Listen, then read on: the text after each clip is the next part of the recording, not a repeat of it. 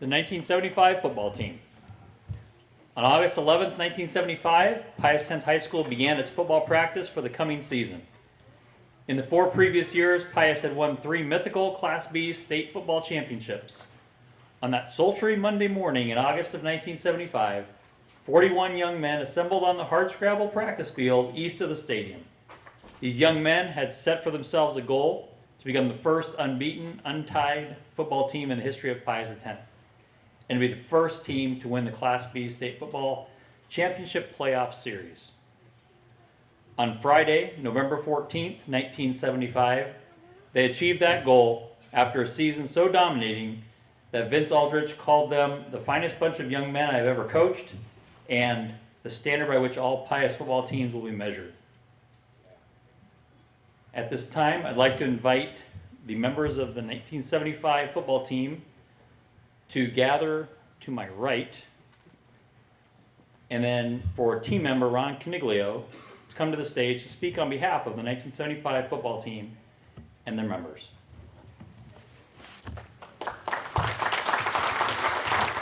On behalf of the 75 team, I would first like to thank Pius X High School and the Hall of Fame Selection Committee for honoring us here today. On that day in August 1975, we all arrived for that first morning's practice as reigning state champions, having won that title the year before. But that championship in 1974 was not the foundation for our upcoming season. That foundation had been laid many years before. As junior high students, many of the members of the 75 team had come to Pius football games and watched the efforts of players like Jack Flaherty, Lynn Finney, Paul Nevels, and Mike Bohatti. As sophomores, we watched the 73 team and the circus catches of John Magsman, the rifle arm of Jim Hammerskey, the field leadership of Tom Waite, and the fearlessness of Joe Millard punt returns.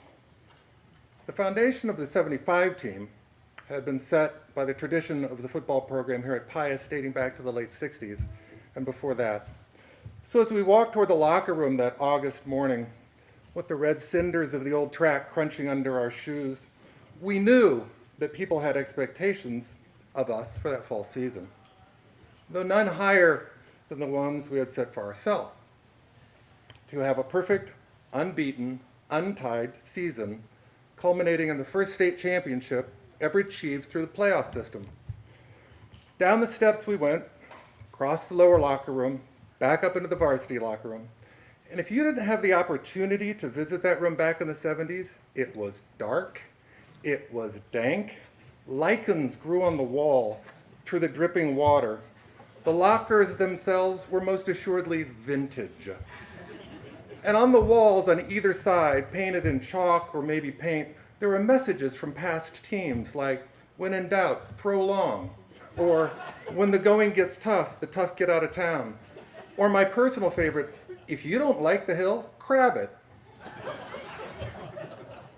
It reminded us all of the ambiance of the old Boston Garden with its dead spots in the parquet floor, the dripping condensation from the ceiling, and the general feeling of someplace ancient.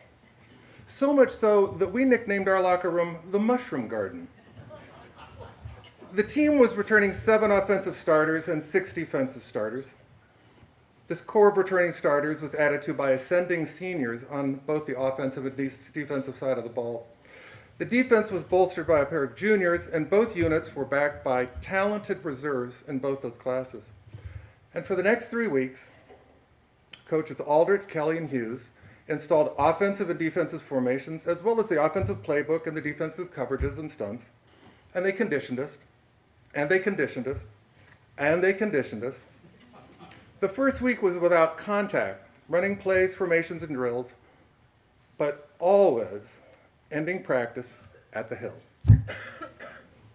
In those days, at the north end of the home side of the Pius Stadium, there was a hill that led up to the flat area that we used as a practice field.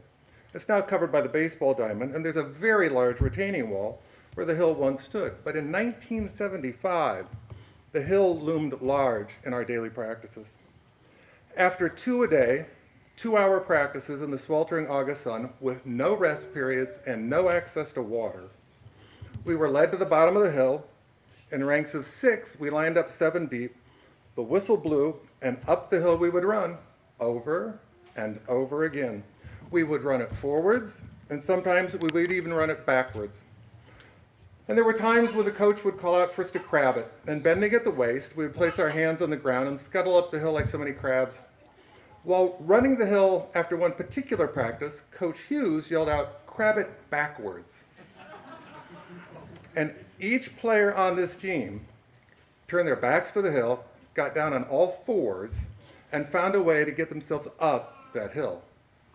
It was clear to us that the coaching staff did not intend to lose any games because an opponent was better conditioned than we were. In fact, as the season wore on, it was clear that our conditioning gave us a definite edge over every team we played. And on Friday, September 6th, we headed to David City for the first game of our schedule, a schedule that Randy York of the Lincoln Journal-Star called the toughest schedule in Class B. The opponent, David City Aquinas. On offense, all the starters were seniors. Paul Telumka at split end, Steve Warren at wingback, Tom Doggett, tailback, Jerry Kobza, fullback, Pat Fuller, quarterback, right tackle Ron Rosberg, right guard Jim Stefkovich, center Gary Vaca, left guard Lonnie Petrosilka, left tackle Scott Krause, tight end Ron Caniglio. Aquinas came out all pumped up, shouting and jumping up and down after each offensive or defensive play. And that's the way it would go all season. Every team we would play would be sky high at the chance to knock Pius, the 2-time defending state champion, off their throne. We, on the other hand, never pushed ourselves into the emotional stratosphere. We didn't need to. We were supremely confident in our abilities to execute whatever offensive play or defensive scheme that Vince or Coach Kelly called. So even though Aquinas jumped out to 6-0 lead in the first quarter, we continued to play our game, and in the last 4 minutes and 54 seconds of the first half, scored 21 points. And in the second half, the defense limited Aquinas to 22 total yards, and we won going away 26-6, with most of the starters resting the second half, giving valuable repetitions to those talented reserves who always played at a high level, while in any game that season. The following day, the Journal-Star article covering the game said that Vince was especially pleased with his offensive and defensive lines. "I think they can really beat people up once they get going," he said. And Vince said that for good reason, because for 1975, both lines were exceptional, averaging over 6 foot 2 inches in height, 200 pounds in weight, and collectively running the 40 anywhere from 4.8 to 5 seconds. Those starting linemen went both ways. They were big, tall, fast, and very athletic. If August and the Aquinas game helped the coaching staff put into place the pieces of that team, then the York game was the crucible that forged us into what we became that season. At the time, York was Class A. They too were fast and talented, with 2 defensive starters having already accepted scholarships to the University of Nebraska at Lincoln. Many folks who were in the stands that night still consider it one of the best high school football games they've ever seen. Billed as the preview to the state championship, York coach Tom McClellan said, "Playing Pius means a lot to us. We think we could have played with the Lincoln schools last year." York jumped out to a 14-0 lead in the first quarter. We tied it by halftime. In the third quarter, York expanded their lead to 26-14. And with 10 minutes and 49 seconds left in the game, we took possession. After a short gain on a 36 isolation, we huddled up, and left tackle Scott Krause said, "If we don't score 2 touchdowns, we can't win that championship." In sports, you sometimes hear about a team that can score at will or who can impose their will upon an opponent. That doesn't mean that you can score on every offensive drive because the ball doesn't always bounce your way. But what it does mean is that a great team can impose their will to win upon their opponent and score when they need to. And that's what the 75 team did that night in York. Scoring at the 8:52 mark and adding a 2-point conversion, we then held York to a 4-and-out. After taking possession at our own 37, we drove 63 yards in 7 plays for the winning score and shut them down the rest of the way. Later, Coach McClellan told the Journal, "We just wore down in the final quarter and just couldn't suck it up." I'm guessing they didn't have a hill at York High School. The next week was a drive all day to McCook, rout them 39-0 with the starters sitting most of the second half, then driving well into the night all the way back to Lincoln. The following week was our first home game playing against Minden. We only had 3 home games all season. 70% of our wins came when we were away from Aldrich Field. We shut out Minden 39-0 also. Up next, Class A Beatrice, who was running the wishbone, which they ran well in the first half, leading 21-13 by halftime. A defensive adjustment by Coach Kelly at halftime limited Beatrice to 1 first down in the third quarter, and twice we stuffed them on 4th down. By season's end, our defense was giving up just 8 points a game. That unit, many of them two-way starters, were big, fast, athletic, players like Jim Bruckner, Mark Cooper, Ken Yance. Then came number 4 rated Holy Name, Omaha Holy Name. We won 47-6, followed by Council Bluffs St. Albert's, our homecoming, beating them 47-13. The last regular season game was at home against Omaha Cathedral, who went down 56-6.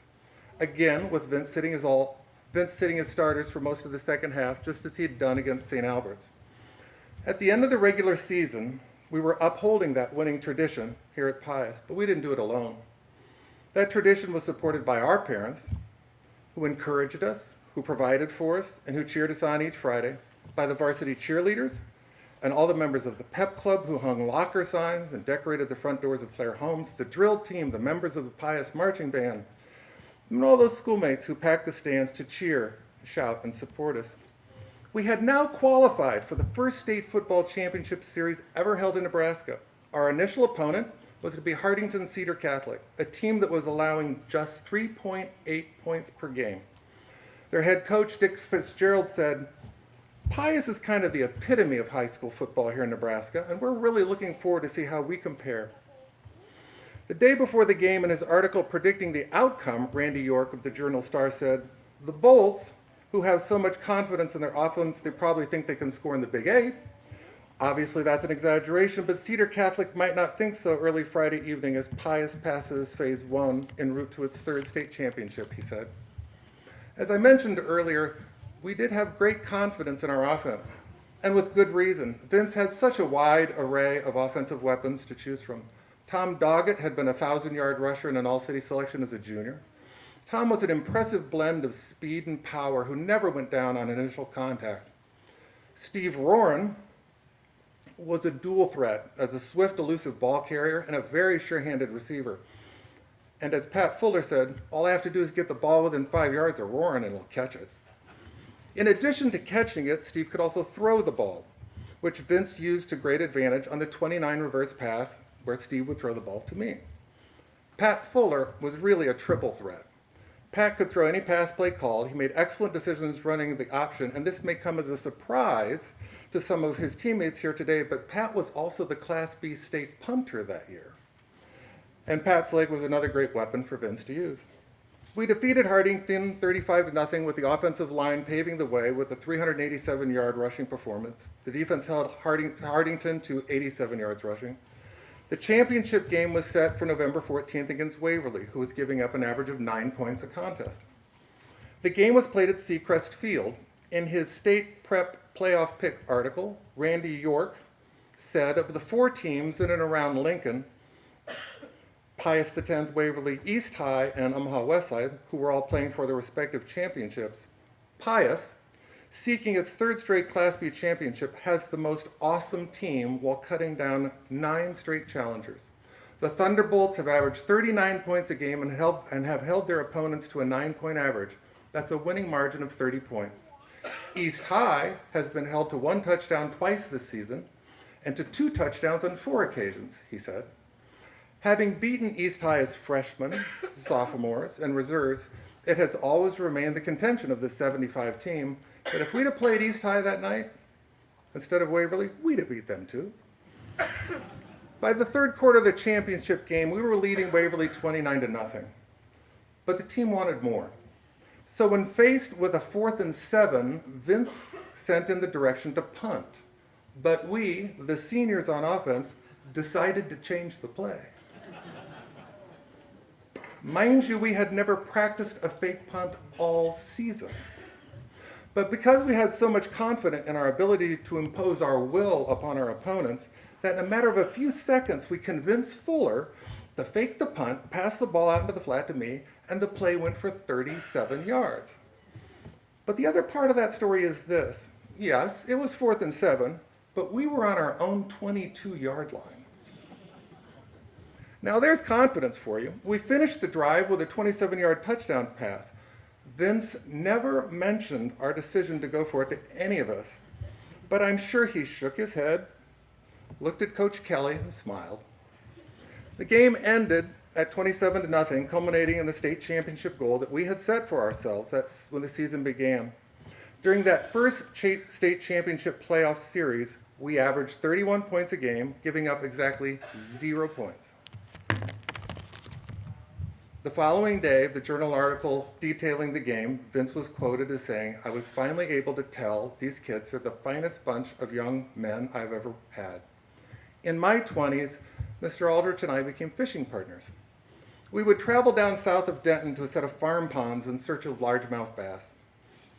It will forever remain a surreal memory for me the day I turned off the highway onto Whitstruck Road to cover those last few miles to the ponds, with Vince sitting beside me in my little red Capri, singing Me and Julio down by the schoolyard with Paul Simon on the radio, and Vince, bless his heart, was trying to sing High Harmony. On one of those trips, he talked about the 75 team and how he considered it the standard by which he would measure all his teams before and after the 1975 season. And speaking on behalf of my teammates, we are humbled by his words. And now the team wants you to know we had fun. We had lots of fun. We learned how to work towards a common goal, endured deprivation and exertion, how to count on one another. We learned confidence, we learned grace, and many a life's lesson. And we became friends. And those friendships continue till this day. So with that, I will close my remarks saying that for the members of the 1975 Class B State Football Championship team, life has presented us with many happy and joyous moments, as well as many trying and painful ones. However, that magical season 46 years ago, and this induction today, ranks among the former, and we want to thank you all for coming and sharing this very special honor with us.